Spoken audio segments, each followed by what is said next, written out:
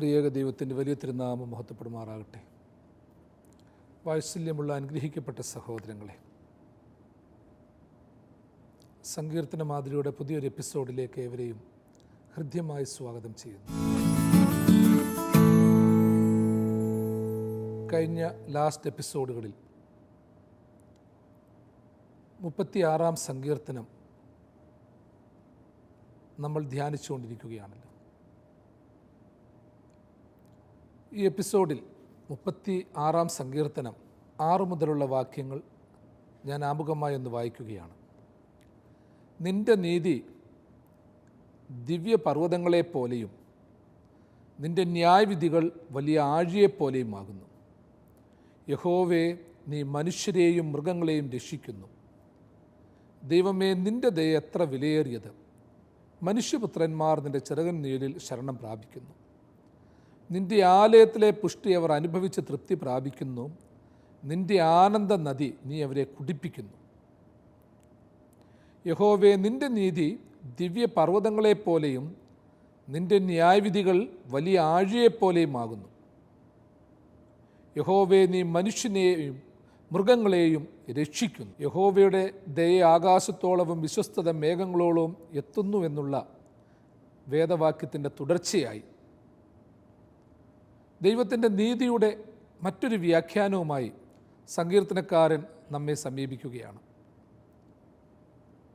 ദയയും നീതിയും തമ്മിൽ പരസ്പരം ചുംബിച്ചിരിക്കുന്നു, ഇണചേർന്ന് കിടക്കുന്നു എന്നുള്ള തിരുവചനത്തിൻ്റെ തുടർച്ച പോലെ ദൈവനീതിയും ദൈവദയയും സങ്കീർത്തനത്തിലുടനീളം നമുക്ക് കാണാവുന്നതാണ്. ഈ വ്യാഖ്യാനങ്ങളൊക്കെയും വലിയ ഉപമകളും ഉപമാനങ്ങളും നാമവിശേഷണങ്ങളുമായി നമുക്ക് പകർന്നു നൽകുന്നുമുണ്ട്. ഇവിടെ ആമുഖമായിട്ട് പറയുന്നത് ദൈവത്തിൻ്റെ നീതി ദിവ്യ പർവ്വതങ്ങളെപ്പോലെയാണ്, ദൈവത്തിൻ്റെ ന്യായവിധികൾ വലിയ ആഴിയെപ്പോലെയാണ്. എന്തുകൊണ്ടാണ് ദൈവത്തിൻ്റെ നീതി ദിവ്യ പർവ്വതങ്ങളെപ്പോലെയാണെന്ന് പറയുന്നത്? പർവ്വതങ്ങൾക്ക് പഴയ നിയമ പുതിയ നിയമ കാലഘട്ടത്തിൽ വലിയ പ്രസക്തിയുണ്ട്. യഹോവ പർവ്വതങ്ങളിൽ വസിക്കുന്നു എന്നുള്ള ഒരു കൺസെപ്റ്റുമുണ്ട്. പ്രത്യേകിച്ച് ഗ്രീക്ക് റോമൻ പാരമ്പര്യങ്ങളിൽ ദേവന്മാർ അധിവസിക്കുന്നത് പർവ്വതങ്ങളിലാണ്, പർവ്വത ശിഖരങ്ങളിലാണ് എന്നുള്ള വ്യാഖ്യാനങ്ങളുമുണ്ട്. ഞാൻ എൻ്റെ കണ്ണ് പർവ്വതങ്ങളിലേക്ക് ഉയർത്തുന്നു എന്ന് 121-ാം സങ്കീർത്തനം 1-ാം വാക്യത്തിൽ നമ്മൾ വായിക്കുന്നു. അപ്പോൾ ഇതിൻ്റെയൊക്കെ തുടർച്ചയായിട്ട് ദിവ്യ പർവ്വതങ്ങൾ എന്ന് വെച്ചാൽ പർവ്വതങ്ങളുടെ പ്രസക്തി വലുതാണല്ലോ. ധ്യാനത്തിനും മനനത്തിനും വേണ്ടി ആളുകൾ പർവ്വതങ്ങളെ ശരണം പ്രാപിച്ചിരുന്നു. വലിയ മാമുനിമാരും നീതിജ്ഞന്മാരും പർവ്വതങ്ങളുടെ പ്രസക്തിയെപ്പറ്റി പാടിയിരുന്നു. ദൈവത്തിൻ്റെ സാന്നിധ്യമുള്ള പ്രദേശമായി പർവ്വതങ്ങളെ കണ്ടിരുന്നു. പർവ്വത ശിഖരങ്ങളിൽ ദൈവം ഇറങ്ങി വസിക്കുന്നുവെന്ന് വിലയിരുത്തി. വേദപുസ്തകത്തിൽ തന്നെ മോശ ദൈവത്തിൻ്റെ കൽപ്പനകൾ പ്രാപിച്ചത് ദൈവത്തിൻ്റെ പർവ്വതത്തിലായ ഹോറേബോളം കടന്നു ചെന്നാണെന്ന് പറയുന്നു. 40 രാവും 40 പകലും ഭക്ഷണം പോലും വെടിഞ്ഞ് ദൈവത്തോടൊപ്പം മോശ പാർത്ത ദിവ്യ പർവ്വതത്തെപ്പറ്റി പറയുന്നു. അപ്പോൾ പർവ്വതങ്ങൾക്ക് വലിയ പ്രസക്തിയുണ്ട്. അപ്പം ഈ ദിവ്യ പർവ്വതങ്ങൾ ഒരേ സമയം ദൈവ സാന്നിധ്യത്തിൻ്റെ പ്രതീകമാണ്, ദൈവികമായ അനുഭവങ്ങളുടെ പ്രതീകമാണ്, വെളിപ്പെടുത്തലുകളുടെ പ്രതീകമാണ്. യേശുതമ്പുരാൻ്റെ മറുരൂപം സംഭവിച്ചത് മറുരൂപ മലയിലാണ്. ആ സീനായ് മാമലയുടെ ഉന്നതങ്ങളിൽ ദൈവദർശനമുണ്ടായതിനെപ്പറ്റിയും വ്യക്തമായിട്ട് പറയുന്നു. താബോർ മല, ഹെർമോൻ മല, ഒലിവ് മല, നമ്മുടെ കർത്താവിൻ്റെ സ്വർഗാരോഹണത്തിൻ്റെ ദിവ്യമലകളെക്കുറിച്ച് പറയുന്നുണ്ട്. അപ്പോൾ ഇവിടെ സങ്കീർത്തനക്കാരൻ എന്തുകൊണ്ടായിരിക്കാം പറയുന്നത് നിൻ്റെ നീതി ദിവ്യ പർവ്വതങ്ങളെപ്പോലെയാണെന്ന്? ഈ പർവ്വതങ്ങളുടെ ഒരു പ്രത്യേകത, ഗഹുരങ്ങളുണ്ട്, കുന്നുകളുണ്ട്, താഴ്വാരങ്ങളുണ്ട്. സാധാരണ രീതിയിൽ മനുഷ്യന് കടന്നു ചെല്ലാൻ പറ്റാത്ത ഉന്നതങ്ങളായ വഴുത്താരകളുണ്ട്. നമ്മൾ മറുരൂപമലയെക്കുറിച്ച് പറയാറുണ്ട്. മറുരൂപമലയിൽ കർത്താവും യാക്കോബും യോഹന്നാനും പത്രോസും കൂടി കടന്നു പോകുന്നു. യഥാർത്ഥ വ്യാഖ്യാനം എന്ന് പറയുന്നത് ഒരു സാധാ മനുഷ്യന് കടന്നു ചെല്ലാൻ പറ്റാത്ത അത്രമാത്രം ഉന്നതമായൊരു വലിയ പർവ്വതമായിരുന്നു കർത്താവും സ്ലീഹന്മാരും കടന്നുപോയത്. എന്നാൽ കർത്താവിനോടൊപ്പമുള്ള യാത്ര ഒരു യോഗാത്മക യാത്രയായിരുന്നു. അതൊരു യോഗിക് ജേർണിയാണ്. ക്ഷീണം തോന്നിയില്ല, തളർച്ച തോന്നിയില്ല, അസ്വസ്ഥത തോന്നിയില്ല. അവിടെ പാറകളുണ്ട്, കുന്നുകളുണ്ട്, മനുഷ്യന് കടന്നു ചെല്ലാൻ പറ്റാത്ത വഴിത്താരകളുണ്ട്, ഭീതിപ്പെടുത്തുന്ന അനുഭവങ്ങളുണ്ട്. എന്നാൽ ദൈവത്തോടൊപ്പം യാത്ര ചെയ്തപ്പോൾ ആ പർവ്വതങ്ങളുടെ മുകളിലേക്ക് കടന്നു പോകുവാൻ അവർ ഭീതിപ്പെട്ടില്ല. കർത്താവിൻ്റെ കൂടെ അല്പസമയമായിരുന്നപ്പോൾ കർത്താവിന് മോശയും ഏലിയാവും പ്രത്യക്ഷമായി ഇസ്രായേൽ സംഭവിക്കുവാൻ പോകുന്ന കഷ്ടാനുഭവത്തെക്കുറിച്ച് അവനോട് സംസാരിക്കുന്നു. ആ സമയത്ത് അവരൊരു നിദ്രയിലേക്ക് വീണു പോകുന്നു. യഥാർത്ഥത്തിൽ ആ നിദ്രയും പൂർണ്ണ നിദ്രയായിരുന്നില്ല. യാത്ര യോഗാത്മകമായൊരു യാത്രയായിരുന്നു, നിദ്ര യോഗാത്മകമായ നിദ്രയായിരുന്നു. അതുകൊണ്ടാണ് ഉറക്കത്തിൽ നിന്ന് ഞെട്ടി എണീറ്റ് പെട്ടെന്ന് പത്രോസ് മോശയും ഏലിയാവിനെയും കർത്താവിനെയും കണ്ടപ്പോൾ, ഗുരു, നാം ഇവിടെ ഇരിക്കുന്നത് നല്ലത്, ഞങ്ങൾ 3 കുടിലുണ്ടാക്കട്ടെ, ഒന്ന് നിനക്കും ഒന്ന് മോശയ്ക്കും ഏലിയാവിനും എന്ന് പറഞ്ഞത്. അവൻ എന്താണെന്ന് പറയുന്നത് പോലും ഓർക്കുന്നില്ല. ആ പർവ്വതത്തിൻ്റെ മുകളിൽ ആയിരുന്നപ്പോൾ പ്രത്യേകിച്ച് കൂടാരം പണിയുവാനുള്ള പണിയായുധമോ അതിനുള്ള സാമഗ്രികളോ ഒന്നും പത്രോസിൻ്റെയും യാക്കോബിൻ്റെയും യോഹന്നാൻ്റെയും കയ്യിൽ ഉണ്ടായിരുന്നില്ല. എന്നാൽ ഉറക്കത്തിൽ നിന്ന് ഞെട്ടിണീറ്റ് പത്രോസ് ആദ്യം പറഞ്ഞത്, ഞങ്ങൾ 3 കുടിലുണ്ടാക്കട്ടെ. ആ ഉണ്ടാക്കുന്ന കുടിൽ പത്രോസിനും യാക്കോബിനും യോഹന്നാനും വേണ്ടിയല്ല. അവൻ പറയുന്നത് എന്തെന്നറിയാതെ പറഞ്ഞത്, ഗുരു, ഒന്ന് നിനക്കും ഒന്ന് മോശയ്ക്കും ഒന്ന് ഏലിയാവിനുമാണ്. അതായത് ആ പർവ്വതത്തിൻ്റെ മുകളിൽ പണിയായുധങ്ങളും സാമഗ്രികളും ഒന്നുമില്ലാതെ ഒരു കൂടാരം, 3 കൂടാരമുണ്ടാക്കാൻ പോകുകയാണ്.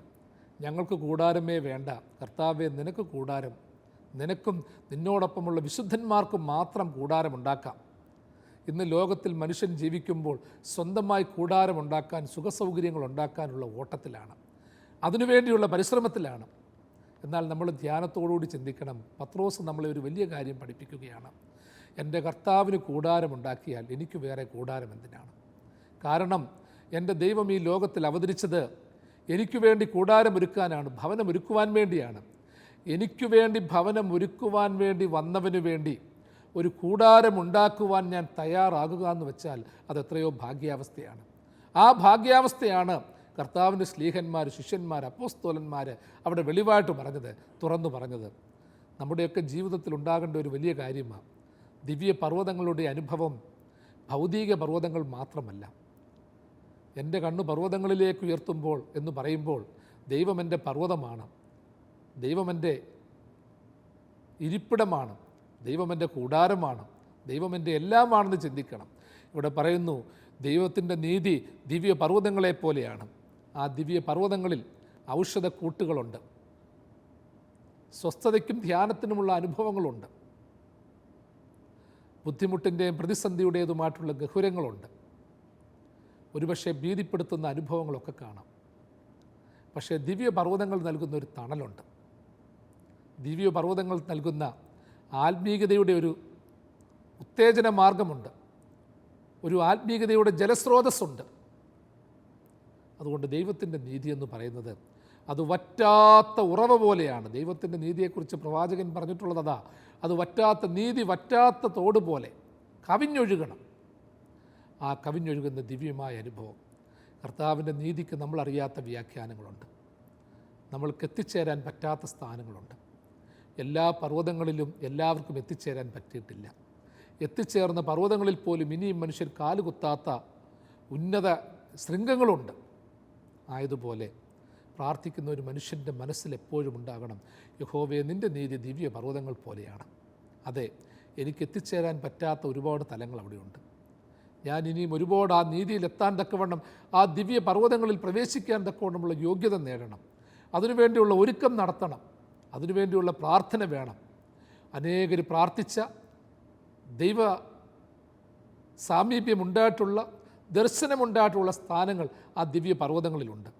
ആയതുപോലെ ദൈവത്തിൻ്റെ നീതിയിൽ ദൈവസ്പർശനമുണ്ട്, ഇനിയും കണ്ടുപിടിക്കാത്ത വഴിത്താരകളുണ്ട്, എത്തിച്ചേരുവാനുള്ള ഒരുക്കങ്ങളുണ്ട്, ദൈവികമായ വെളിപാടിൻ്റെ അനുഭവങ്ങളുണ്ട്. ആ അനുഭവത്തിൻ്റെ പൂർണ്ണതയിൽ നിന്നുകൊണ്ട് കാണണം. വീണ്ടും കാണുന്നു, നിൻ്റെ ന്യായവിധികൾ വലിയ ആഴിയെപ്പോലെയാകുന്നു. അതൊരു വലിയൊരു വ്യാഖ്യാനമാണ്. ദൈവത്തിൻ്റെ നീതി ദിവ്യ പർവ്വതങ്ങളെപ്പോലെ, ദൈവം എന്ന് പറയുന്നത് തന്നിൽ തന്നെ അതിവിശുദ്ധനാണ്, പാപമില്ലാത്തവനാണ്, അത്രമാത്രം ഉന്നതങ്ങളിലായിരിക്കുന്നവനാണ്. പക്ഷേ ദൈവത്തിൻ്റെ ന്യായവിധികൾ വലിയ ആഴിയെപ്പോലെയാണ്. അപ്പോൾ ദൈവത്തിൻ്റെ നീതി എന്ന് പറയുന്ന കൺസെപ്റ്റ് ഒരു മനുഷ്യന് വ്യാഖ്യാനിക്കാൻ പറ്റത്തില്ല, എത്രത്തോളം ഉണ്ടെന്ന് പറയാൻ പറ്റത്തില്ല. അതൊരു എഴുതി വയ്ക്കപ്പെട്ട പ്രമാണമല്ല. ദൈവത്തിൻ്റെ നീതി എന്ന് പറയുന്നത് മനുഷ്യൻ വ്യാഖ്യാനിക്കുന്നതോ മനുഷ്യൻ എഴുതുന്നതോ മനുഷ്യൻ പങ്കുവെക്കുന്നതോ ആയ കാര്യമല്ല. അപ്പോൾ ദൈവത്തിൻ്റെ നീതിക്ക് തിരിച്ചറിയാനാവാത്തൊരനുഭവമുണ്ട്, പഠിക്കേണ്ട അനുഭവങ്ങൾ ഒത്തിരിയുണ്ട്. പക്ഷേ അവൻ്റെ ന്യായവിധികൾ വലിയ ആഴിയെപ്പോലെയാകണം. വലിയ ആഴിയെപ്പോലെയാണെന്ന് വെച്ച് കഴിഞ്ഞാൽ അവൻ്റെ ന്യായവിധി അത്രമാത്രം ആഴമേറിയതാണ്, അത്രമാത്രം കരുണയുടെ കടലാണ്, അത്രമാത്രം കരുണക്കടലും കരുണയുടെ ദർശനമുള്ളതുമാണ്. എത്രത്തോളം വേണമെങ്കിലും ആ ന്യായവിധി മനുഷ്യനോട് നിരപ്പാകുന്ന ഒരു അനുഭവമുള്ളതാണ്. ദൈവത്തിൻ്റെ ന്യായവിധിയുടെ പ്രമാണങ്ങളും ന്യായവിധിയുടെ ലിഖിതങ്ങളും ന്യായവിധിയുടെ പ്രസ്താവനകളും വ്യാഖ്യാനങ്ങളുമൊക്കെ ചിന്തയ്ക്കപ്പുറമായിട്ട് ഒരുപക്ഷെ മനുഷ്യനപ്പുറമായിട്ട് ഉയർന്നു നിൽക്കുവാണെങ്കിലും നമുക്ക് സന്തോഷിക്കാവുന്ന ഒരു അനുഭവമുണ്ട്. പക്ഷേ ആ ഉന്നതങ്ങളിലിരുന്ന് ദിവ്യ പർവ്വതങ്ങളെപ്പോലെയുള്ള ന്യായത്തിൻ്റെ അനുഭവങ്ങളുണ്ടെങ്കിലും അവൻ്റെ ന്യായവിധി ജഡ്ജ്മെൻ്റ് എന്ന് പറയുന്നത് അത്രമാത്രം കരുണയുടെ സ്പർശനമുള്ളതാണ്. ദിവ്യ പർവ്വതങ്ങളെപ്പോലെയുള്ള നീതിയുടെ തലത്തിലിരുന്നുകൊണ്ട് ദൈവം ന്യായം വിധിച്ചാൽ മനുഷ്യനൊന്നുമില്ല. അതുകൊണ്ട് തന്നെ തിരുവചനം പഠിപ്പിക്കുന്ന ദൈവമേ നീ ന്യായം വിധിച്ചാൽ തിരുമുൻപാകെ നിൽക്കാകുന്നവൻ ആര്? അതുകൊണ്ടാണ് പറയുന്നത് ദിവ്യമായ വലിയ ആഴിയെപ്പോലെയാണ് അവിടെ കരുണയുടെ കടൽ, കരുണയുടെ ജലാംശമുണ്ട്. ഇനി നമ്മൾ മനസ്സിലാക്കേണ്ട ആഴമുണ്ട്, കരുണയുടെ ആഴം. അപ്പോൾ ദൈവത്തിൻ്റെ കരുണയും ദൈവത്തിൻ്റെ ന്യായവിധിയും എത്ര ശ്രേഷ്ഠമാണ്, ദൈവത്തിൻ്റെ കരുണ എത്രമാത്രം വിശുദ്ധമാണ്, എത്രമാത്രം ആർദ്രതയുള്ളതാണ്. പ്രിയമുള്ളവരെ, നമ്മളൊക്കെ എപ്പോഴും ചിന്തിച്ചോണം, എൻ്റെ ദൈവം ന്യായവിധിയുടെ ഔന്നത്യത്തിലിരുന്നു കൊണ്ട് ന്യായം വിധിക്കുന്നു എന്ന് മാത്രമേ നമ്മൾ പറയുന്നുള്ളൂ. അവൻ സ്വർഗത്തിലിരുന്നു കൊണ്ട് ന്യായം വിധിക്കുന്നു. സ്വർഗത്തിലിരുന്നു കൊണ്ട് ന്യായം വിധിച്ചു കഴിഞ്ഞാൽ അവൻ്റെ പ്രമാണങ്ങളിലൂടെ മാത്രം കടന്നു പോയാൽ നമ്മളൊന്നും നിലനിൽക്കത്തില്ല. ദൈവമേ നീ ഒന്ന് കോപിച്ചാൽ തിരുമുൻപാകെ നിൽക്കാവുന്നവനാരെന്നുള്ള തിരുവചനം നമ്മൾ എപ്പോഴും ശ്രദ്ധിക്കണം. എന്നാൽ അതോടൊപ്പം തന്നെ വിശാലതയുടെയും സർവശക്തിയുടെയും തലം ദൈവത്തിനുണ്ടെങ്കിലും ദൈവം തമ്പുരാൻ കരുണയിലേക്ക് ഇറങ്ങി വരും. അതുകൊണ്ടാണ് പുതിയ നിയമത്തിൽ നമ്മൾ കനോട്ടിക് ക്രിസ്റ്റോളജിയെക്കുറിച്ച് പറയുന്നത്, വെറുമയുടെ വേദശാസ്ത്രത്തെക്കുറിച്ച് പറയുന്നത്. ഫിലിപ്പിയ ലേഖനം 2-ാം അധ്യായം 6 മുതൽ 9 വരെയുള്ള വാക്യം, അവൻ ദൈവത്തോടുള്ള മനുഷ്യ സമത്വം മുറുകെ പിടിക്കണമെന്ന് വിചാരിക്കാതെ വേഷത്തിൽ മനുഷ്യനായി അവതരിച്ച് ഏറ്റവും വെറുമയുടെ അനുഭവം, മനുഷ്യരൂപം ഏറ്റെടുത്ത് വെറുമയുടെ അനുഭവം അവൻ പ്രാപിച്ചു.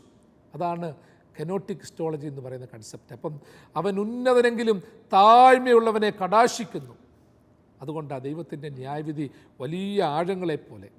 അതെ, ആ ആഴത്തിൽ ഗർത്തങ്ങളൊക്കെ ഉണ്ടെങ്കിലും, വലിയ ജലാശയത്തിൻ്റെ അനുഭവങ്ങളാണെങ്കിലും, വെള്ളങ്ങൾ ഒത്തിരി ഉണ്ടെങ്കിലും എനിക്കും നിങ്ങൾക്കും കരഗതമായൊരു അനുഭവമുണ്ട്. നമ്മൾ പലപ്പോഴും പറയത്തില്ലയോ, പ്രമാണങ്ങളുമൊക്കെ വെച്ചുകൊണ്ട്, ഭരണഘടനയൊക്കെ വെച്ചുകൊണ്ട് ന്യായം വിധിക്കുന്ന ഒരു ജഡ്ജിയുടെ മുൻപാകെ ജാമ്യത്തിനായിട്ട് നിൽക്കുമ്പോൾ മനുഷ്യന് പേടിയുണ്ട്. ന്യായവിധി പ്രകാരം അല്ലെങ്കിൽ ഭരണഘടന പ്രകാരം എനിക്ക് ജാമ്യം കിട്ടത്തില്ല. കാരണം എന്ന് വെച്ചാൽ അതിനുള്ള ന്യായമില്ല. എന്നാൽ ദൈവത്തിൻ്റെ ന്യായവിധിയുടെ ഒരു പ്രത്യേകതയെന്ന് പറയുന്നത്, അതെന്തൊക്കെയാണെങ്കിലും ഏതൊക്കെ രീതിയിലുള്ളതാണെങ്കിലും ദൈവം തമ്പുരാൻ കരുണ ഇനിയും കാണിക്കും. എൻ്റെ വാത്സല്യമുള്ളവരെ, നമ്മളൊക്കെ ചിന്തിക്കേണ്ട ഒരു കാര്യമാണ്, നമ്മൾ ദൈവത്തെക്കുറിച്ചൊക്കെ വ്യാഖ്യാനിക്കുന്ന ഒരുപാട് തലങ്ങളുണ്ട്. കർത്താവിൻ്റെ 2ാമത്തെ വരവിനെ പറ്റിയൊക്കെ നമ്മൾ ഒത്തിരി വ്യാഖ്യാനിക്കുന്നുണ്ട്. ഈ വ്യാഖ്യാനങ്ങളുടെ ആഴത്തിലേക്ക് കടന്നു പോയാൽ ദൈവം ശരിയായ രീതിയിൽ ന്യായം വിധിച്ചാൽ തിരുമുൻപാകെ ആർക്കും നിൽക്കാൻ പറ്റത്തില്ല. പക്ഷേ ദൈവത്തിനൊരു വലിയ സ്നേഹമുണ്ട്. ആ സ്നേഹമുള്ളതുകൊണ്ടാണ് നിങ്ങളും ഞാനും ഒക്കെ നിലനിന്ന് പോകുന്നത്. നമ്മൾ ചിലപ്പോൾ ചിന്തിച്ചിട്ടില്ലേ, പ്രാർത്ഥിക്കാൻ നിൽക്കുമ്പോഴും ചെയ്ത ബലഹീനതകൾ ഓർക്കുമ്പോഴും എൻ്റെ ദൈവമേ ജാമ്യം കിട്ടാനുള്ള യോഗ്യത പോലുമില്ല, ഒന്ന് ശ്വാസമെടുക്കാനുള്ള യോഗ്യത പോലുമില്ല, ഒന്ന് ഓർത്തിരിക്കാനുള്ള യോഗ്യത പോലുമില്ല. എന്തിന്? എൻ്റെ ദൈവമേ ദൈവമേ എന്ന് വിളിക്കാനുള്ള ശക്തി പോലും നമുക്ക് പലപ്പോഴും നഷ്ടപ്പെട്ടു പോകുന്നുണ്ട്. ദൈവം സാക്ഷാൽ ദൈവമാണ്, എനിക്കും നിങ്ങൾക്കും വേണ്ടി അവതരിച്ചവനാണ്, പുത്രത്വത്തിൻ്റെ ആത്മാവിനെ തന്നവനാണ്, അബ്ബാപിതാവേ എന്നുള്ള പുത്രത്വത്തിൻ്റെ ആത്മാവിൽ നിറച്ചവനാണ്, ഒക്കെ സത്യമാണ്. പക്ഷേ നമ്മളുടെ ജീവിതവും സാക്ഷ്യവും കൊണ്ട് ദൈവത്തെ പിതാവേ എന്ന് വിളിക്കാൻ എത്രമാത്രം നമുക്ക് യോഗ്യതയുണ്ടെന്ന് ഓരോരുത്തരും ചിന്തിച്ചോണം. എന്നാലും ദൈവം പറയുകയാണ്, മകനെ നിൻ്റെ ജീവിതത്തിൽ ഒരു യോഗ്യതയില്ലെങ്കിലും നീ എന്നെ പിതാവേ എന്ന് വിളിച്ചു. ചിലപ്പോൾ ഭൗതിക പിതാക്കന്മാരാണെങ്കിലും പറയും, അവനെൻ്റെ മോനായിരിക്കുന്നത് എനിക്ക് നാണക്കേടാണ്, എനിക്കവനെ വേണ്ട, ഞാൻ ഉപേക്ഷിച്ചു, ബന്ധമേ ഉപേക്ഷിച്ചു. എന്നാലും ദൈവം മറക്കത്തില്ല. ദൈവം നമ്മളെ ഒത്തിരി കരുതുന്നുണ്ട്. ദൈവം നമ്മളെ സ്നേഹിക്കുന്നുണ്ട്. നിങ്ങൾക്കറിയാമല്ലോ, നമ്മൾ പലപ്പോഴും പറയുന്നതാണ്, ഒരു സ്കൂളിൽ പഠിക്കുന്നൊരു വിദ്യാർത്ഥി, അവന് പഠിക്കാൻ എല്ലാ സാഹചര്യങ്ങളും മാതാപിതാക്കൾ കൊടുത്തു, നല്ല വിദ്യാഭ്യാസ സ്ഥാപനത്തിൽ ചേർത്തു. പക്ഷേ പരീക്ഷയുടെ റിസൾട്ട് വന്നപ്പോൾ അവനെല്ലാ വിഷയത്തിനും തോറ്റുപോയി. മോഡറേഷൻ കൊടുത്താൽ പോലും ജയിക്കാത്തൊരവസ്ഥ. അവനും ഒരു പ്രോഗ്രസ് റിപ്പോർട്ടുണ്ട്. അവളോടൊപ്പം പഠിക്കുന്ന കുഞ്ഞുങ്ങൾ, അവരൊന്നും ഇത്രയും സൗകര്യം കിട്ടാത്ത സാഹചര്യത്തിൽ നിന്ന് വന്നിട്ടും നല്ല മാർക്ക് വാങ്ങിച്ചു, ഫുൾ മാർക്ക് വാങ്ങിക്കുന്നു, ഫുൾ A+ വാങ്ങിക്കുന്നു. അവർക്കും ഒരു പ്രോഗ്രസ് റിപ്പോർട്ടുണ്ട്. ഈ പ്രോഗ്രസ് റിപ്പോർട്ടൊക്കെ കൊടുത്തു കഴിയുമ്പോൾ ക്ലാസ് ടീച്ചർ പറയും, ഈ പ്രോഗ്രസ് റിപ്പോർട്ടിൽ ഒപ്പിടിപ്പിച്ചുകൊണ്ട് വരണം. അപ്പോൾ എല്ലാ വിഷയത്തിനും ഹൈ മാർക്ക് കിട്ടിയ കുട്ടി വളരെ സന്തോഷത്തോടെ ആ പ്രോഗ്രസ് റിപ്പോർട്ടുമായി പിതാവിൻ്റെ അടുത്തേക്ക് പോകുന്നു.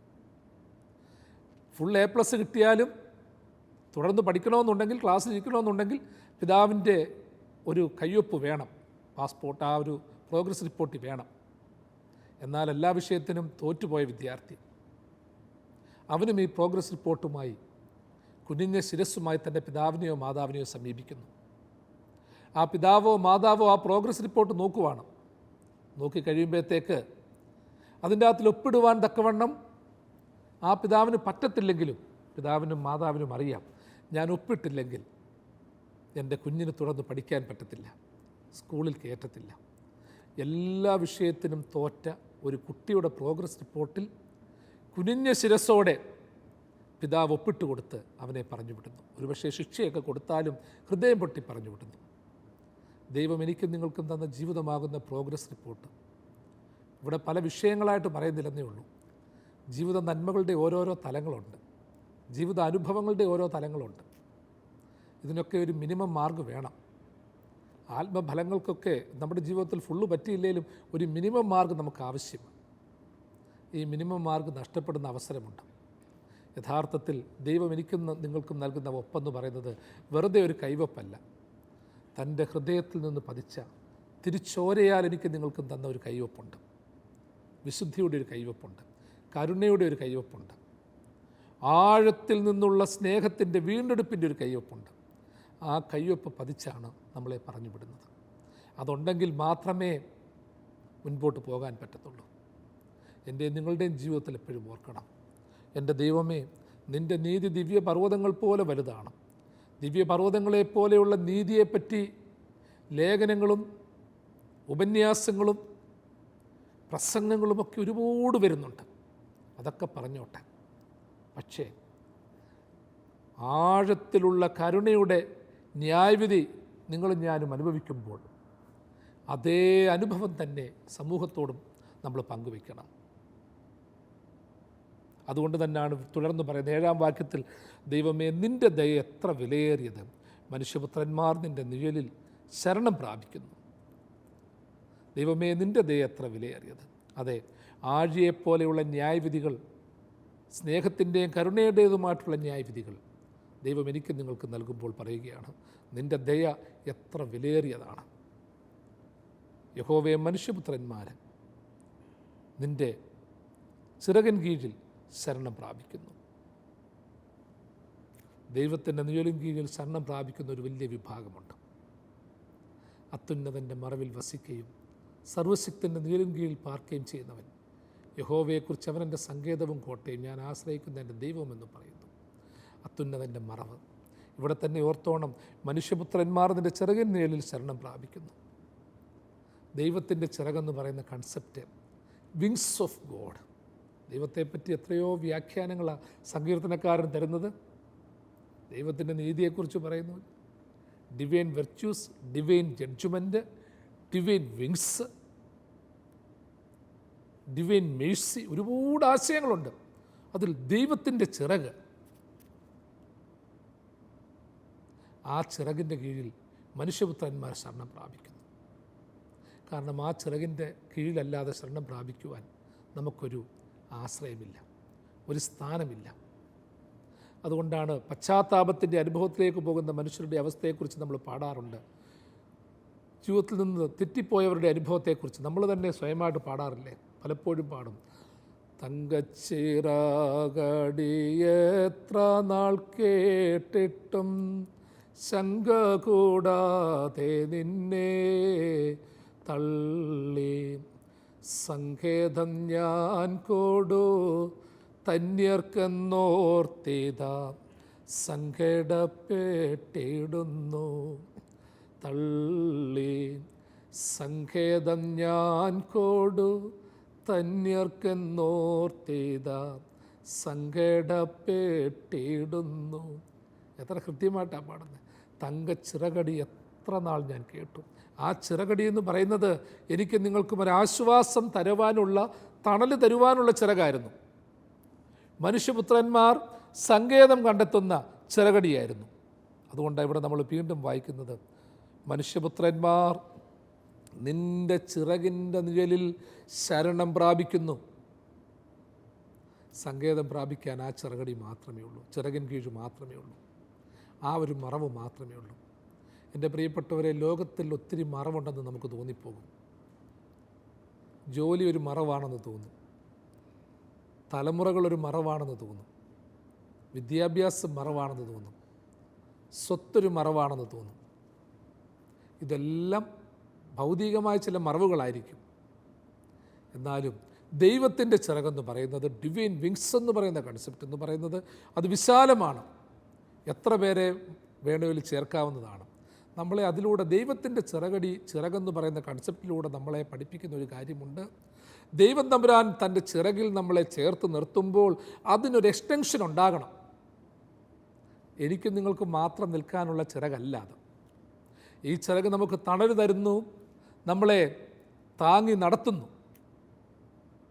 അതുകൊണ്ട് തന്നെ പാട്ടുകാരൻ പാടിയല്ലോ, കൂടുകളെ കൂടെ കൂടിളക്കി പറക്കുവാനായി നമ്മെ ശീലിപ്പിച്ചു, ചിറകുകളതിന്മേൽ വഹിച്ചു നമ്മെ, നിലംബരിച്ചായി നാം നശിച്ചിടാതെ, ചിറകുകളതിന്മേൽ വഹിച്ചു നമ്മെ, നിലംബരിച്ചായി നാം നശിച്ചിടാതെ, പരമപിതാവിനു സ്തുതി പാടാം, അവനല്ലോ ജീവനെ നൽകിയവൻ, പരമപിതാവിനു സ്തുതി പാടാം, അവനല്ലോ ജീവനെ നൽകിയവൻ.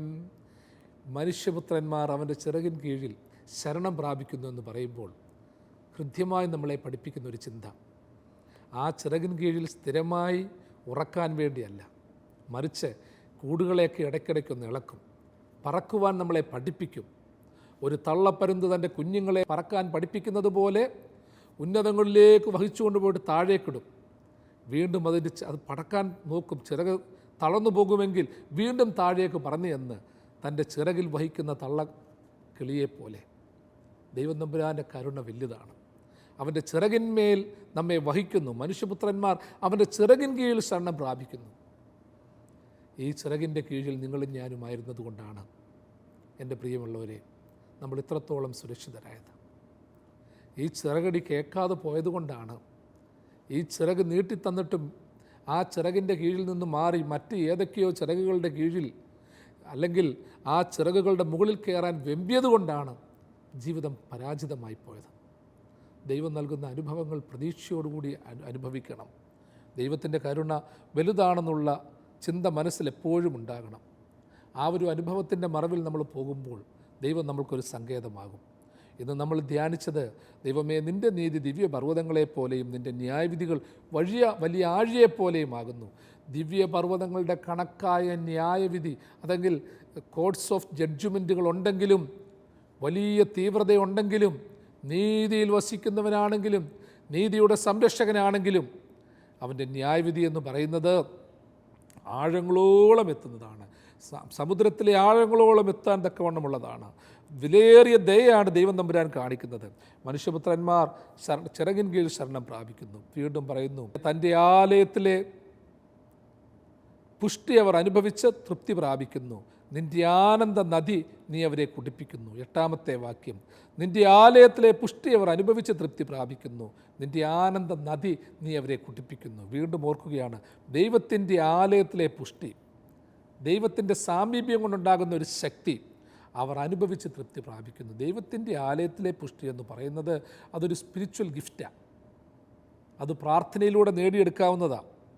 ദൈവത്തിനൊരു ആനന്ദ നദിയുണ്ട്, അത് കുടിപ്പിക്കുന്നു. ദൈവത്തിൻ്റെ ആനന്ദ നദി കുടിപ്പിക്കുക എന്ന് വെച്ചാൽ അതിൻ്റെ അർത്ഥം എന്തുവാ പ്രിയമുള്ളവരെ? അത്രമാത്രം ദാഹം നമുക്കുണ്ട്. ഈ ലോകത്തിൽ നിന്ന് കിട്ടുന്ന പൊട്ടക്കിണറ്റിലെ വെള്ളമൊന്നും പോരാ. ദൈവത്തിൻ്റെ ആനന്ദത്തിൻ്റെ നദി, അത്രമാത്രം സമൃദ്ധിയുടെ ഒരു അനുഭവം ദൈവം നമുക്ക് തരുന്നുണ്ട്. അത്ര ദാഹമുണ്ട് പ്രിയമുള്ളവരെ. നമ്മൾ പറയത്തില്ലയോ, എൻ്റെ ദാഹം തീർക്കണമെന്നുണ്ടെങ്കിൽ ഈ ലോകത്തിലെ ജലാശയങ്ങൾ മൊത്തം കുടിച്ച് തീർത്താലും പറ്റത്തില്ല എന്ന് പറയുന്ന ചില അനുഭവമുണ്ട്. അത്രമാത്രം ദാഹം, പാപത്തിലായിപ്പോയതിൻ്റെ ദാഹം, നിരാശയിലായിപ്പോയതിൻ്റെ ദാഹം, പാപം ചെയ്തതിൻ്റെ ദാഹം, വേദനകളുടെ ദാഹം, ഒത്തിരി ദാഹമുണ്ട്. അതായത് ദൈവത്തിൽ നിന്ന് മാറി മറ്റു പല പൊട്ടക്കിണറുകളെ തേടിപ്പോയതിൻ്റെയും കുന്നുകളിലും മലകളിലും അലഞ്ഞു നടന്നതിൻ്റെയും സ്വാർത്ഥതയിലും അഹങ്കാരത്തിലും പോയതിൻ്റെയും ഊർജം നഷ്ടപ്പെടുന്നതിൻ്റേതുമായിട്ടുള്ള ചില അനുഭവങ്ങൾ ഉണ്ടായിട്ടുണ്ട്. അതുകൊണ്ട് ദൈവത്തിൻ്റെ ആനന്ദ നദി നമുക്ക് വിശ്വസിച്ച് കുടിക്കാൻ തക്കവണ്ണം നിത്യജീവൻ്റെ ഉറവ് നിന്നിലുണ്ട്. നിന്നെ വിട്ട് ഞങ്ങൾ എവിടെ പോകും? സ്ലീഹന്മാർ ചോദിച്ചതല്ലേ? അതേ പ്രിയമുള്ളവരെ, നമുക്ക് വിശ്വസിക്കാവുന്ന, ആരോടും കടക്കാരനല്ലാത്ത, ആർക്കും കടക്കാരനല്ലാത്ത ദൈവത്തിൻ്റെ കരുണയുടെ പൂർണ്ണത അത് ഉൾക്കൊള്ളുവാൻ തക്കവണ്ണം സാധിക്കണം. അതുകൊണ്ടാണ് പറയുന്നത്, ആലയത്തിലെ പുഷ്ടി അവർ അനുഭവിച്ച് തൃപ്തരാകും. ഈ ലോകത്തിലെ പുഷ്ടികളുടെ പിന്നാലെ പോയിട്ടൊന്നും കാര്യമില്ല. മാംസാഹാരം കഴിച്ചാലോ, സമ്പത്ത് ഒത്തിരി ഉണ്ടായാലോ, ആരൊക്കെ കരുതാനുണ്ടെന്ന് പറഞ്ഞാലോ, ബലവും ശക്തിയും ഉണ്ടായാലോ, മസിൽ പെരുപ്പിച്ചാലോ, ഇതുകൊണ്ടൊന്നും നമ്മളുടെ പുഷ്ടി നിലനിൽക്കത്തില്ല. ദൈവത്തിൻ്റെ ആലയത്തിലെ പുഷ്ടി എന്ന് വെച്ചാൽ തിരുവചന ധ്യാനത്തിലൂടെ, പ്രാർത്ഥനയിലൂടെ, നിർമ്മല ബലിയിലൂടെ, സമർപ്പണത്തിലൂടെ, നന്മ ചെയ്യുന്നതിലൂടെ, ദൈവത്തെ മുഖാമുഖം കാണുന്നതിലൂടെ നമുക്ക് കിട്ടുന്ന ഒരു വലിയ പുഷ്ടിയുണ്ട്. ആ പുഷ്ടി പ്രാപിക്കണം. നിത്യജീവമൊഴികൾ നിന്നിലുണ്ടു പരനേ, നിന്നെ വിട്ടിട്ടടിയങ്ങളെങ്ങു പോയി വസിക്കും. നീയല്ലോ ഞങ്ങൾക്കുള്ള ദിവ്യ സമ്പത്തേശുവേ, നീയല്ലാതില്ല ഭൂവിലാഗ്രഹിപ്പാനാരുമേ, നീയല്ലാതില്ല ഭൂവിൽ ആഗ്രഹിപ്പാനാരുമേ. ദൈവം തൻ്റെ വലങ്കരം നീട്ടി സദാകാലവും നിങ്ങളെല്ലാവരെയും വാഴ്ത്തി അനുഗ്രഹിക്കുമാറാകട്ടെ.